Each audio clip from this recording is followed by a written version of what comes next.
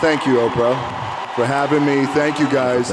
So your father was very strict. Now, here's the thing. You've gone one-on-one with some fierce competitors in the ring, right? But now you're in one of the scariest situations any man can be in, raising 3 daughters. Yes. Yeah. Yes. Extremely scary. And are you a strict dad? I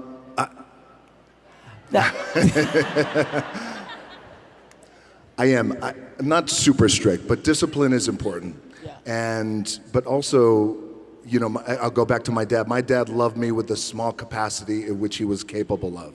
Mm-hmm. So I learned from that. And so with my daughters, I want to be as full and as present with the love that I give them. Present, so, yes. Yes. That's what we've been talking about. What do you want to make sure that they get that you didn't get? And it's so interesting when you have children, I've seen this from a lot of people, who you didn't get what you needed. You just didn't get what you needed because of what The Rock just said. Your parents didn't have the capacity to give it to you.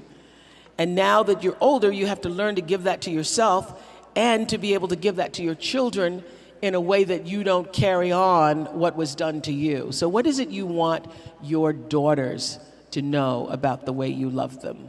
I want my daughters to know that I love them unconditionally, truly unconditionally, without condition.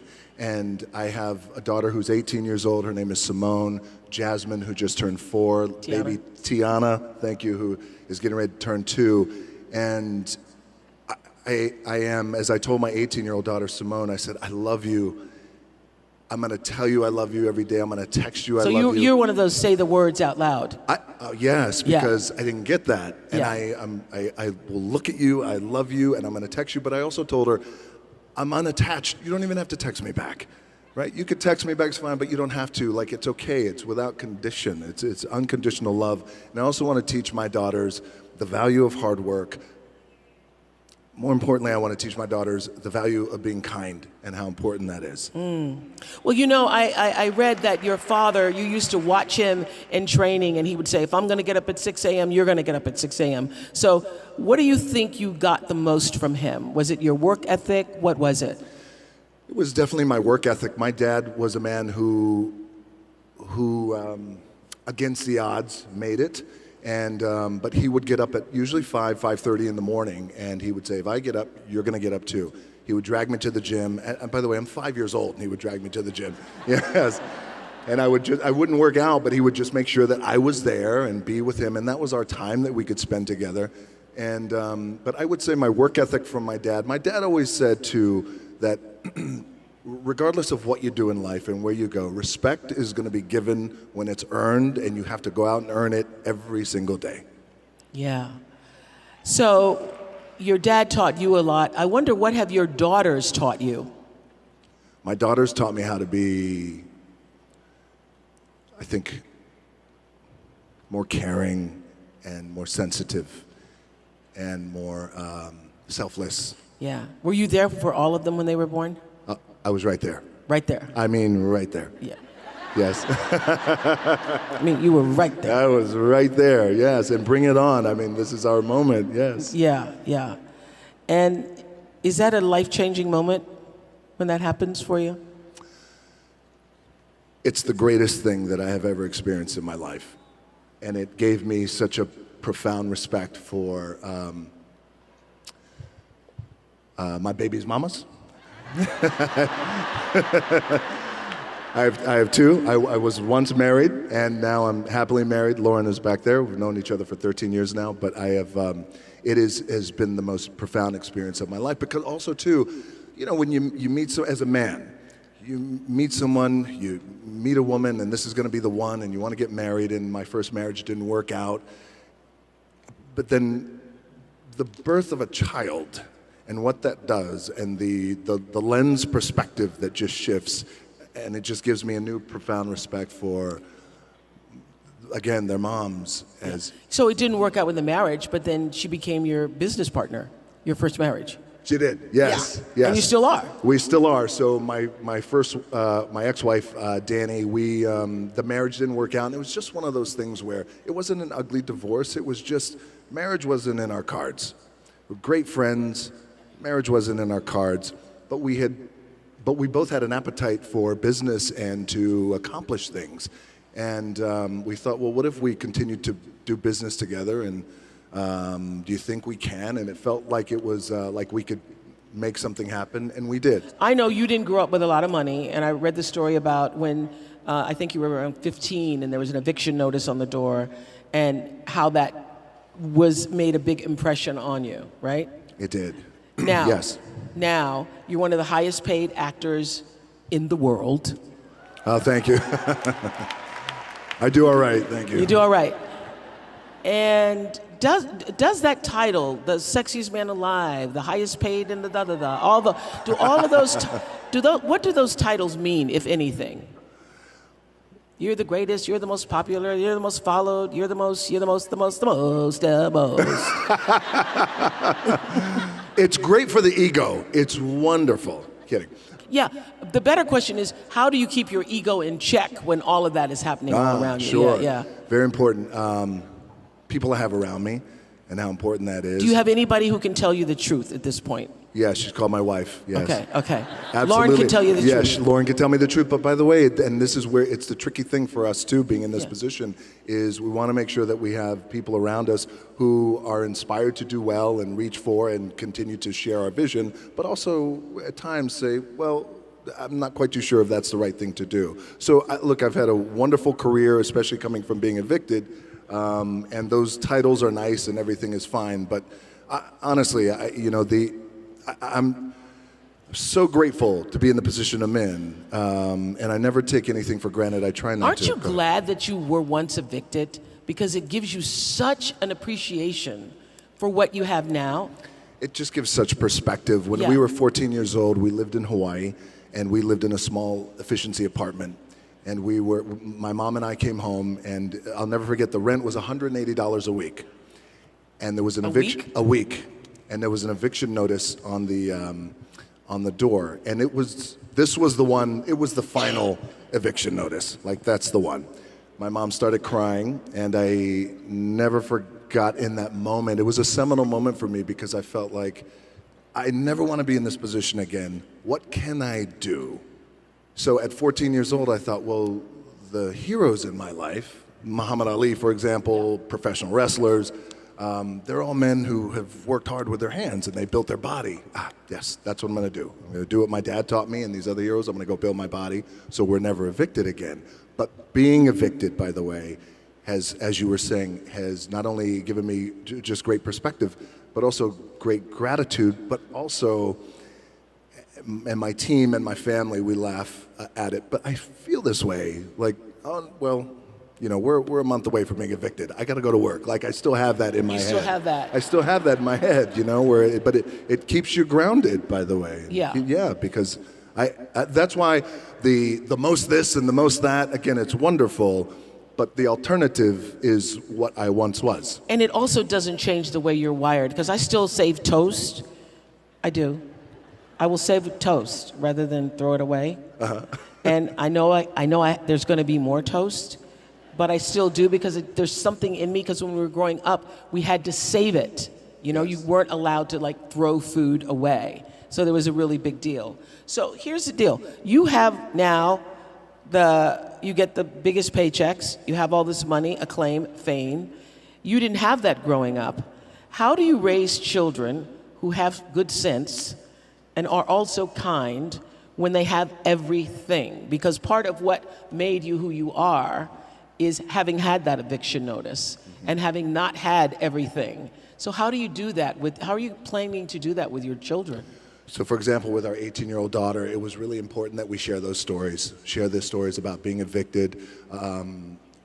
Her mom's parents were immigrants who came over from Cuba. It's important that we've always shared those stories. And also, we try and keep it as simple as we possibly can. We have a farm in Virginia. Happily to say that I've moved my family here to Atlanta. So, Yay!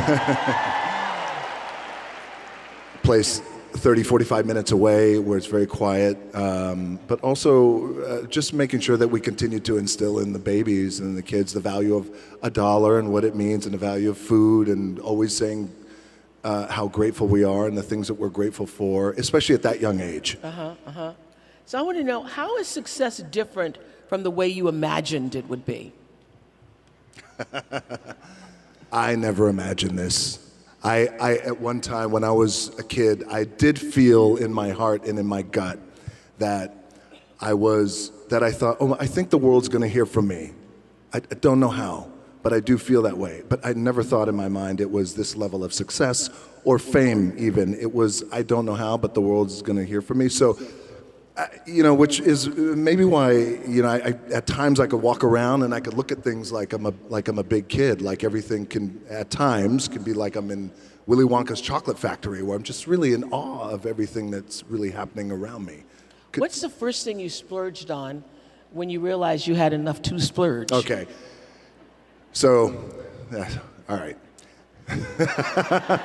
The first thing I splurged on, so when I was a kid, 14 years old, in my mind, what it meant to be successful, it was a Rolex watch. Right. So there was such a valuable lesson out of this. So I thought for years, oh wait, every successful man has a Rolex watch and has diamonds in it.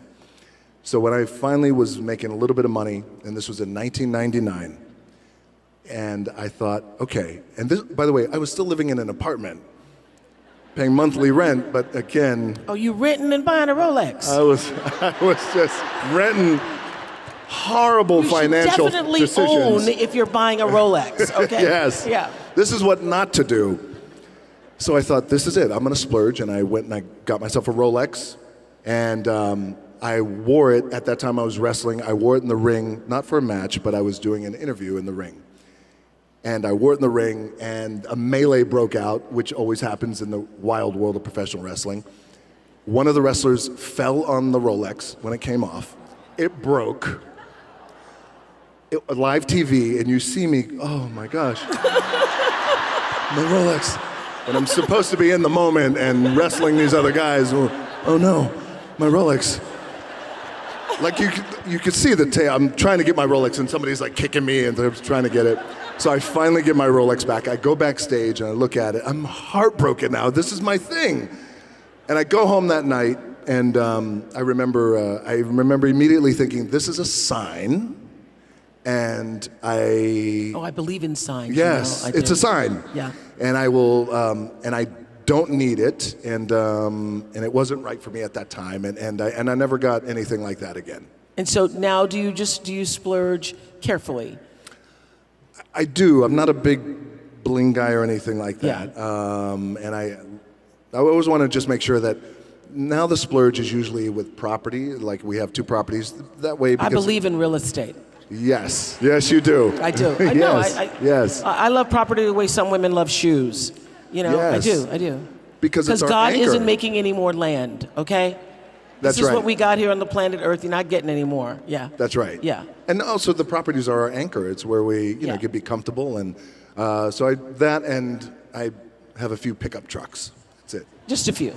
So I remember reading this, that it was like WrestleMania 13, and you were still being called Rocky. And there were a bunch of fans at the time who were jeering you, and they were saying, unkind things. And you used that moment and literally turned on your heels and turned it around. Yeah. And, this whole Vision Tour is about people who've been knocked down sometimes in life. Everybody, not in a ring, but have had those moments where you didn't feel like the rest of the world saw you for who you needed to be. Right. How were you able to turn that around? Okay, so thank you for bringing that up. So this is, it was a turning point in my career, and it really allowed me to grow, and it really allowed me just to be me and be anchored in with who I am. So when I first started wrestling, the idea was, well, why don't you call yourself Rocky Maivia? Out of respect for your dad, Rocky Johnson, and your grandfather, Peter Maivia. I hated the name. And I thought, well, I just wanted to make my own way, and I wanted to be independent. I love my family, but I don't want to do it like that because it feels like I'm trying to leverage their fame. The powers that be said, nope, that's your name. I was also told, well, when you go out and you wrestle, you have to smile. I want you to smile big. This is in the WWE. Why are you smiling if you Because, don't beat people up? well, the idea was I was a rookie in the wrestling business. I was what's called, the wrestling business is a term called babyface, which is a good guy. I was being groomed as a good guy wrestler. Young, the idea was you're grateful. Grateful for the opportunity, so when you go out there, I want you to smile. You can't smile enough. And I thought, well, what if I lose? Nope. Yes, exactly. Yeah. Still got to smile. And Yeah. it just didn't feel right. That didn't sit right with me. So a few months later, the company made me the Intercontinental Champion. And then a month later, we go into the annual biggest event. It's like the Super Bowl of wrestling, WrestleMania. And it was WrestleMania 13. By the time I got to Chicago, WrestleMania, 16,000 people in the middle of the ring. When I was in the ring, and I'm supposed to be a good guy, and you're supposed to cheer me, 16,000 people were chanting, "Rocky sucks." Thank you for laughing, a few of you.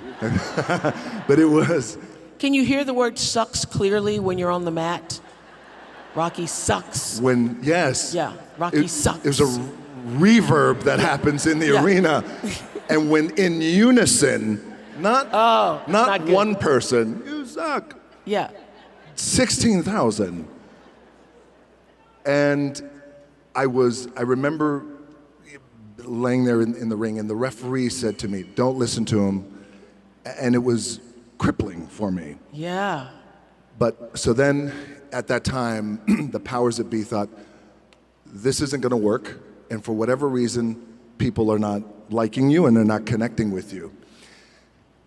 And so in that moment, it was very defining because I asked then if I could just be myself. And if I could go out there and if I can speak to the crowd and if I could just be myself and be authentic. And if I don't want to smile, I don't smile. If I want to laugh, I laugh. If I want to sing, I sing. Whatever it is, I just want to be me. Can I have that for 1 minute of live TV time? Powers that be at that time, Vince McMahon said, you got it.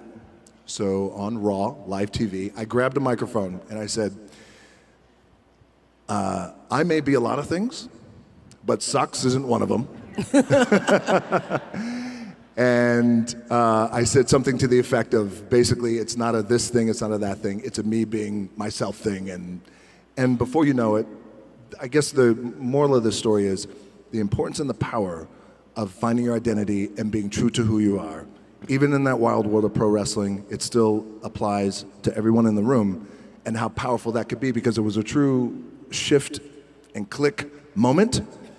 And I never looked back, and I became, fortunately, the biggest draw that the business has ever seen. Wow. You know, I was talking earlier about intention, and you have acquired and continue to acquire a lot as you're continuing to build $7. What is the purest, highest, truest intention behind it all? Because I know at the end of the day, it isn't all about fame. No. And it isn't all about making money. So the reason why you want to continue to grow and succeed is what? To create an amazing experience for people. And that's important to me, because that's an opportunity that I have to give joy and help, whether it transform or a movie or a thing or whatever it is. Like that's the audience's experience. Audience experience is something that's deeply personal to me.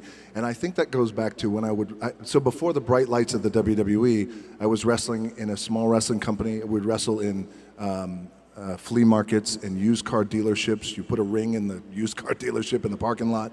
But the reason why I bring that up, and state fairs, but there was an intimacy there. And even at that level, it was always about, well, how can I send the audience home happy and make people feel good? And by the way, I also feel like if you're in a position to make people feel good, that is such a powerful thing. Yeah. It's such a powerful thing. I know we did you for Masterclass for OWN, and something you said there really stuck with me, that the most powerful thing you can ever do is to be yourself. Be yourself. Yeah.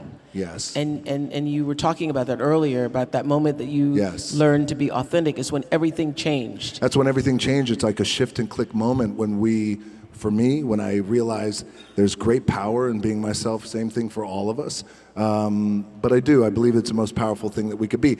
It's easier said than done, because I struggled for a long time trying to figure out, well, what's my identity and who am I? And for example, when I got to Hollywood, the very first time I got to Hollywood in the early 2000s, I was told, again, well, if you want to be a star, then maybe you shouldn't talk about wrestling, maybe you shouldn't go to the gym as much, maybe you shouldn't raise your silly eyebrow, and there was a lot of things like that. And when you don't know, you buy into it.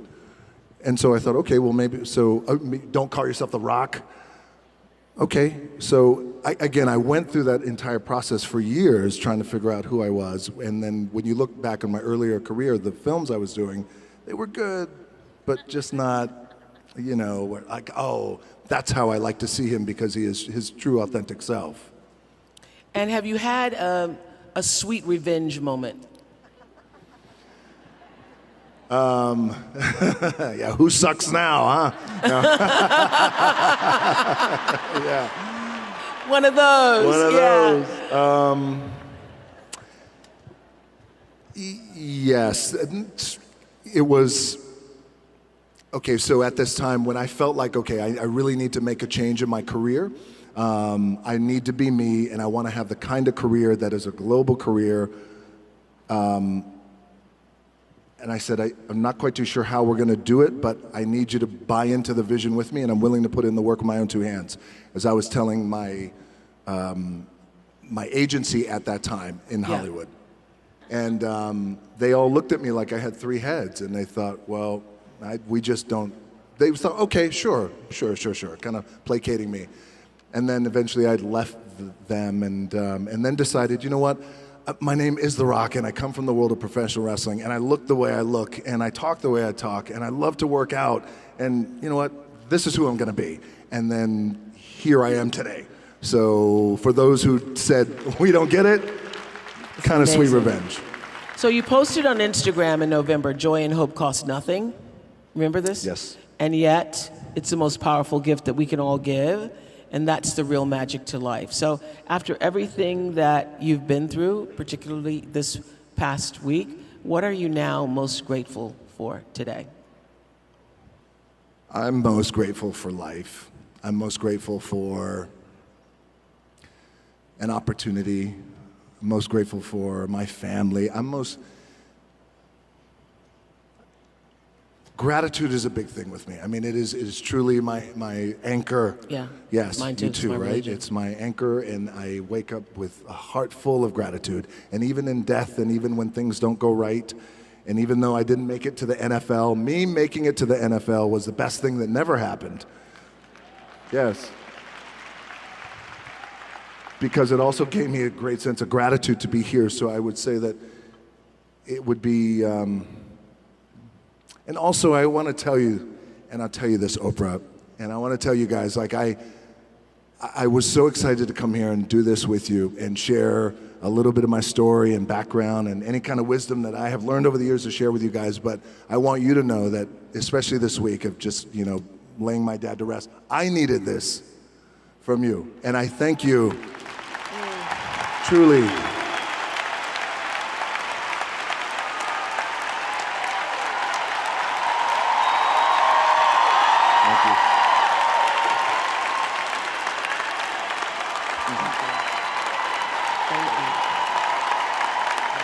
Thank you. Thank you so much. I did. I love you back. I truly do. That's some good mana y'all just gave. Some good mana. But thank you. I did. I needed this, and I needed this. I needed the love and this mana, because what I also realized is, and I felt it coming in, is that, you go to rock concerts and things and events and wrestling matches or whatever, But, you know, when you come to this room and you have thousands, 12, 13, 15,000 people who have one intention, which is to be better and give so much love and receive so much love. It's a powerful thing. It is a very powerful thing. Thank you for being here today to share it.